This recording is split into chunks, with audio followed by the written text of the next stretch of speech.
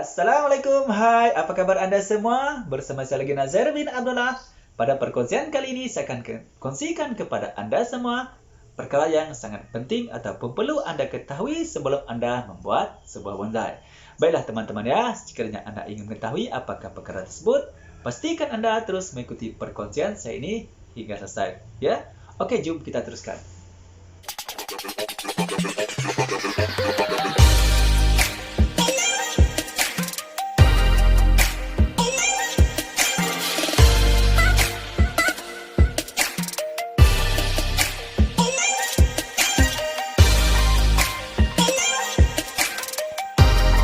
Oke, baiklah teman-teman ya. Untuk perkongsian saya pada kali ini ya, kita bincang seperti biasa teman. Kita bincang secara santai-santai saja, secara ringkas saja ya, berkaitan dengan tahap membuat bonsai. Pasti teman-teman ingin mengetahui ya, apakah tahap-tahap yang kita perlu lakukan semasa kita ingin membuat sebuah bonsai. Baiklah teman-teman, di sini saya akan kongsikan kepada teman-teman ya, beberapa tahap yang kita perlu lakukan ataupun perlu kita ketahui sebelum kita membuat bonsai. Sampai itu boleh-boleh saja teman-teman. Ngopi-ngopi dulu tak apa ya. Minum-minum air santai-santai saja sambil-sambil dengar radio. Okey? Jangan chatting lah. Okey? Yang tu tak boleh. Nanti tak ada fokus. Yang penting ngopi-ngopi saja okey. Bisa-bisa rokok tak apa. Itulah yang teman-teman yang merokok tu tak apa, silakan merokok ya, tapi jangan terlalu ketuan merokok tu. Utamakan kesihatan. Okey? Baiklah teman, jom kita teruskan.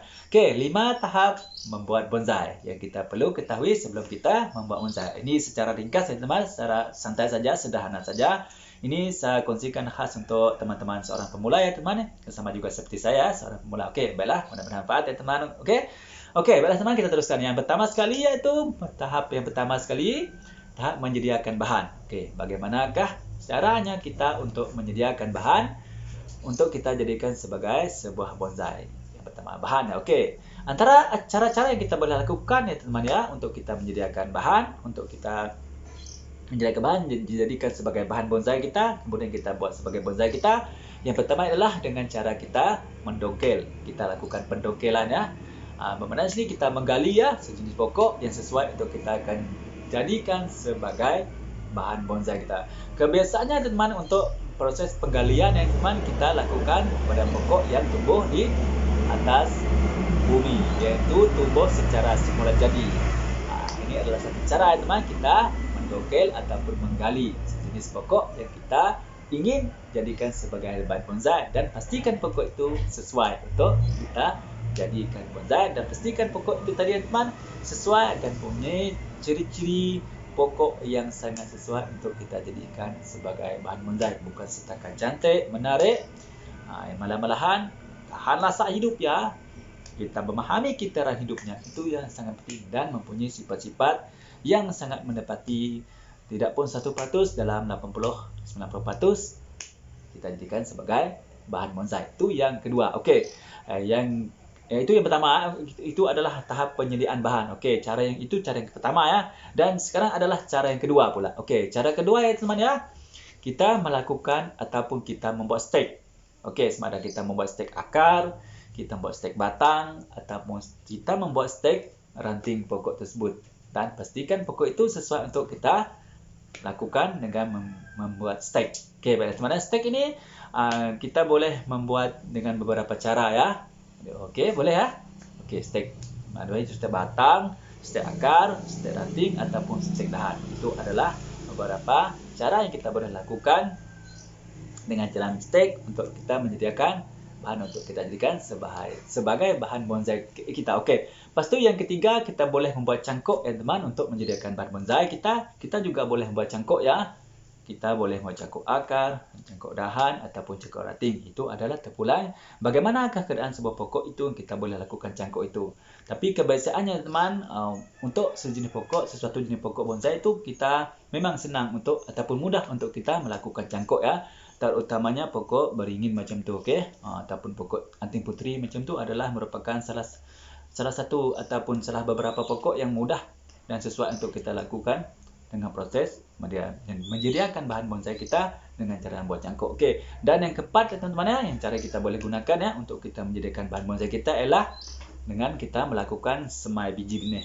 Kita ambil biji pokok tu ya, kita tanam, kita tunggulah ya. Tapi ini mungkin agak mengambil masa sedikit ya. Sebab apabila kita menanam dari biji memang agak lama sedikit melainkan daripada kita buat mencangkuk, mendongkel ataupun buat stek. Okey. Contoh pokok yang paling sesuai dan agak cepat pertumbuhan ya teman-teman ya adalah pokok asam jawa ya. Pokok asam jawa merupakan satu jenis pokok yang sangat cepat. Apabila kita tanam benihnya cepat ya, cepat tumbuh, cepat jadi. Ini adalah merupakan pokok yang sangat sesuai juga ya teman ya untuk kita jadikan sebagai bahan bonsai, dan pokok asam jawa ini merupakan salah satu jenis pokok yang tahan lasak hidupnya dan sangat sesuai hidupnya di keadaan tempat kita di sini. Okey, itu adalah 4 teman-teman, 4 perkara yang kita boleh lakukan apabila kita ingin menyediakan bahan bonsai kita. Macam mana teman-teman? Boleh ikut tak sampai setakat ini? Boleh ya? Okey, itu adalah bagaimana kita boleh menyediakan ataupun cara-cara yang kita boleh lakukan apabila kita ingin menyediakan bahan untuk kita jadikan sebagai bahan bonsai kita. Macam tu, boleh faham Okey. Lepas tu teman, tahap yang kedua. Tadi itu adalah tahap yang pertama ya. Tahap pertama tadi kita menyediakan bahan bonsai kita. Okey. Lepas tu tahap yang kedua, menghidupkan mana di sini kita menghidupkan ataupun kita membudidayakan bahan bonsai tadi. Sama ada hasil dongkelan, galian ya, ataupun stek, cangkuk ataupun biji semai. Okey, semai biji. Kita tanam dari biji. Okey. Bagaimanakah ya cara kita menghidupkan ataupun membudidaya? Ini adalah tahap yang kedua ya. Okey, tahap yang kedua ini secara ringkas ya. Tahap kedua ialah dengan cara kita menghidupkan sama ada kita dua cara ya. Yang pertama, sama ada kita membudidaya itu di underground. Ini bermakna kita menanam di atas tanah terus secara langsung, secara semula jadi macam tu. Itu adalah yang pertama. Di mana cara ini teman-teman biasanya kita sesuai gunakan untuk kita membudidayakan bahan hasil dongkelan kita. Kita juga boleh lakukan stek ataupun cangkuk tadi ataupun semai biji. Ini adalah sangat sesuai teman, kerana di underground tu teman ya mempunyai media tanah ataupun keperluan untuk penyuburan bahan bonsai kita yang terlalu banyak ya, terlalu banyak dan sangat sesuai. Di sini dapat membantu mencepatkan proses penanaman ataupun pembudidayaan, proses kesuburan untuk penyuburan bahan bonsai kita. Itu adalah cara yang pertama. Dan cara yang kedua teman, ini adalah untuk kita, contohnya kita ni mempunyai tempat yang sangat sukar ataupun sangat susah untuk kita membudidaya secara menanam di atas underground macam tu. Jadi kita boleh lakukan cara kedua, iaitu kita melakukan cara menanam dalam pot ataupun di dalam pasu ataupun dalam bekas yang kita boleh kita jadikan sebagai bekas untuk kita membudidaya ataupun menanam bahan untuk kita jadikan bonsai. Boleh teman ya? Okey, itu adalah tahap yang kedua. Okey, boleh ikut ya? Okey, tahap yang ketiga pula kita membuat kerangka bonsai. Tahap ketiga adalah kerangka bonsai. Apa yang dimaksud kita membuat kerangka bonsai ni teman-teman ya? Kita membuat bentuk ya. Contohnya kita ingin membuat bentuk gaya tertiup angin. Jadi kita bentukkan batang bonsai kita itu, ini untuk bahagian batang kita bentukkan seolah-olah pokok bonsai itu ditiup angin sama ada dari kanan ataupun dari kiri. Itu adalah merupakan salah satu tahap yang kita membuat kerangka bonsai, iaitu bentuk sama ada bentuk tiup angin, bentuk kasket terjun ataupun bentuk gaya sapu terbalik ataupun tepuk menegak. Itu adalah terpulang kepada kehendak kita ya teman. Itu adalah tahap yang ketiga, iaitu membuat kerangka bonsai kita ya. Boleh ya membuat kerangka bahan bonsai kita. Itu adalah kita. Okey. Dan yang keempat teman-teman, menyediakan bonsai. Bukan menyediakan, menjadikan bonsai. Apa pula yang kita katakan dengan menjadikan bonsai ni? Okey. Yang dikatakan menjadikan bonsai ni teman ya, kita membentuk gaya bonsai tersebut ya. Kita membentuk gaya bonsai tersebut. Okey, dah disiap bentuk ya. Contohnya bentuk air terjun. Jadi itu adalah gaya bonsai itu nanti. Jadi bonsai kita itu nanti apabila insya-Allah sudah jadi menjadi bonsai akan dalam keadaan bentuk air terjun ataupun tertiup angin. Itu adalah menjadikan bonsai. Tahap menjadikan bonsai ya, itu yang keempat. Dan tahap yang kelima pula ya teman ya, kita merawat. Bahagian ini adalah sangat penting ya teman, merawat, perawatan bahan bonsai kita. Sebelum bonsai kita menjadi bonsai daripada bahan ya, jadi kita perlu melakukan perawatan yang sangat rapi. Terutamanya dari segi serangan benda perosak itu macam mana. Mungkin ada tumbuhan kulat, mungkin ada tumbuhan rumput-rumput lain-lain nanti ataupun serangga-serangga perosak yang lain ya yang menumpang di dalam pot kita, terutamanya dalam pot teman-teman. Tapi untuk di underground itu agak jarang berlaku ya, sebab di underground biasanya serangga-serangga perosak jarang untuk mengganggu pertumbuhan bonsai kita, kerana di underground tu masih banyak lagi pokok-pokok lain kan. Yang benda-benda macam tu, serangga-serangga macam tu makannya, jadi tidak ada serangga-serangga macam tu tidak ada keinginan untuk mengganggu bahan yang kita tanam, bahan bonsai itu ya. Okey, itu yang ke-5. Dan yang ke-6, jadi yang ke-6 yang tidak kurang penting ya teman-teman ya. Ini terutamanya untuk kita membudidayakan bahan bonsai kita di dalam pot ataupun menggunakan pot ataupun pasu ya teman. Ini adalah menukar media tanam. Jadi untuk bahan bonsai kita tanam, mungkin kita akan nanti kemudian dalam perkongsian lain saya akan kongsikan kepada teman-teman ya. Sampai bilakah, berapa lamakah satu media tanam kita perlu gantikan dalam pot bahan bonsai kita itu.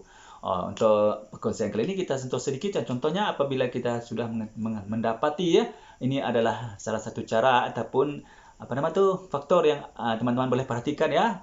Pastikan apabila bahan bonsai kita tanam dalam pot itu, ini bahan ya teman ya, ini belum jadi ya, belum jadi bonsai, ini adalah bahan.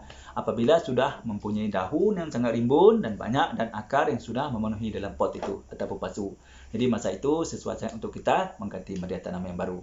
Boleh? Okey, baiklah teman-teman, itulah tadi ya 5 tahap membuat bonsai yang kita perlu ketahui sebelum kita membuat sebarang bonsai. Ingat, yang pertama tadi, ya ulang ya. Yang pertama, tahap pertama penyedia bahan bonsai.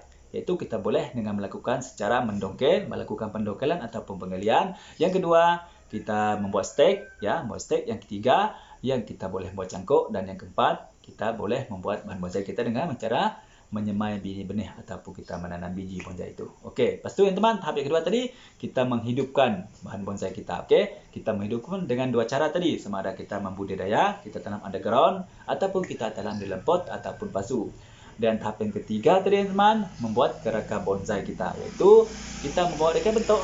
Kita bentuk pada batang bonsai kita dulu. Itu adalah yang pertama. Lepas tu yang keempat tadi, tahap keempat adalah kita menjadikan bonsai. Di mana tahap menjadikan bonsai ni teman, kita membentuk gaya bonsai dan menjadi gaya yang sebenarnya nanti bila bahan bonsai kita itu sudah menjadi bonsai. Okey. Dan yang kelima tadi teman-teman, kita merawat bonsai, iaitu kita menjaga kesihatan, keselamatan, kesuburan bahan bonsai kita dari serangga-serangga perosak dan tumbuh-tumbuhan lain. Okey, ini tentunya di dalam bonsai yang kita tanam di dalam pot. Okey, lepas tu teman, yang keenam tadi, yang terakhir adalah penukaran media tanam. Ini lebih fokus kepada bahan bonsai yang kita tanam di dalam pot ataupun di dalam pasu. Okey, baiklah teman-teman, bagaimana? Faham ya?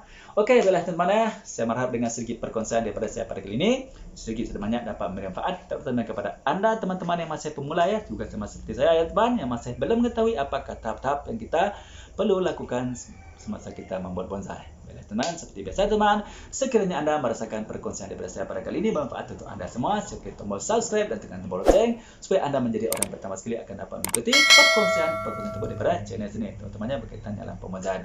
Bagi anda yang masih belum subscribe itu teman, silakan subscribe ya, kerana itu gratis, gampang dan mudah. Mari kita sama-sama berkongsikan ilmu yang manfaat. InsyaAllah kita juga akan mendapat sepanjang nanti. Baiklah teman, sekiranya anda ada persoalan ataupun cadangannya, sila tulis dalam komen. InsyaAllah saya akan menjawab pertanyaan anda. Baiklah teman-teman, seperti biasa ya, sebelum saya mengakhiri perkongsian saya pada kali ini, marilah kita sama-sama bersalawat kepada kekasih kita Nabi Muhammad SAW. Mudah-mudahan manfaat dari dunia. Mudah-mudahan kita mendapat manfaatnya dari dunia akhirat. Jom kita sama-sama bersalat.